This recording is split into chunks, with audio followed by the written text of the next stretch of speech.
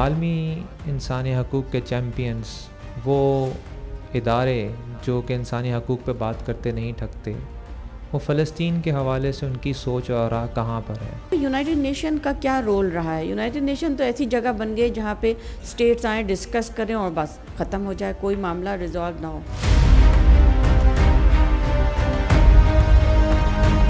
ہم اس بات کا زیادہ حق رکھتے ہیں کہ ہمارے کنٹرول میں القدس الشریف ہو، اور اس بات کا فیصلہ ہم کریں گے۔ وقت کرتا ہے پرورش برسوں، حادثے ایک دم نہیں ہوتے۔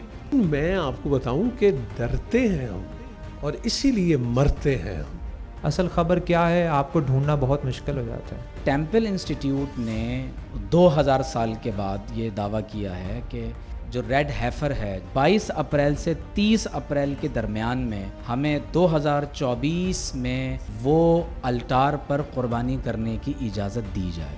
جب ریڈ ہیفر یا ریڈ کاؤس کو ذبح کیا جائے گا، یہ اس الٹار پر اس کو جلائیں گے، اس کی راکھ کو جسم پر ملیں گے تو پاک ہو کر پھر ٹیمپل ماؤنٹ میں داخل ہو سکیں گے، اور یہاں سے وہ مسجد اقصی کو نعوذ باللہ منہدم کرنے کا سلسلہ۔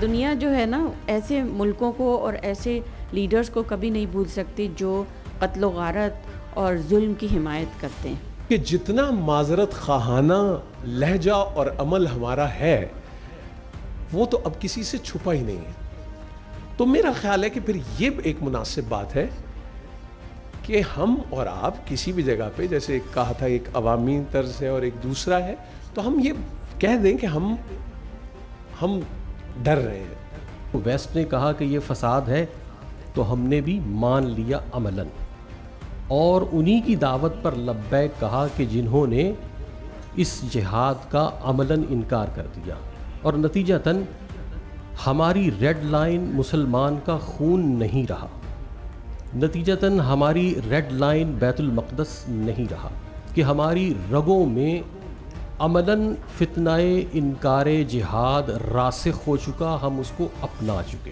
ہمیں آپس میں اتحاد کی فضا کو قائم کرنا ہے۔ جو ناحق خون کا زمین پر گرنا ہے یہ کبھی بھی معاف نہیں ہوتا۔ یہ بہت اچھا موقع ہے آپ لوگوں کے پاس، ہمارے پاس، کہ اہل علم یہاں موجود ہیں۔ یہ ایک المیہ بھی ہے کہ ہمارے شہر میں اور ہماری مجالس میں اس موضوع پر نہ جانے کیوں گفتگو نہیں ہوتی، آگاہی نہیں دی جاتی، تو آج بہت اچھا ایک موقع ہے آپ کے ذہنوں میں اس تنازع کے حوالے سے کوئی بھی سوال موجود ہو، چاہے اس کی نوعیت ریلیجس ہو، پولیٹیکل ہو، یا سوشل ہو، یا ہسٹوریکل ہو، تو آپ ضرور سوال کیجئے۔ کہ غزہ کے اندر ایکچوئل میں آئل اور ویسٹ بینک کے اندر پانی کے ذخائر موجود ہیں، کہ وہ جذبے ہیں جو صحابہ والے جذبے تھے، وہ یہ چاہ رہے ہیں کہ میں شہید ہو جاؤں، میں شہید ہو جاؤں، کیونکہ اس کو ڈائریکٹ سامنے جنت مل رہی ہے۔ یہودیوں کے ساتھ ہماری 4 بڑی جنگیں ہوئی ہیں، اور ایک آخری بڑا معرکہ ضرور ہوگا۔ کیا مسلمان بھی ایک متحدہ محاذ بنا کر اس بڑی جنگ اور جہاد کے لیے تیار ہیں؟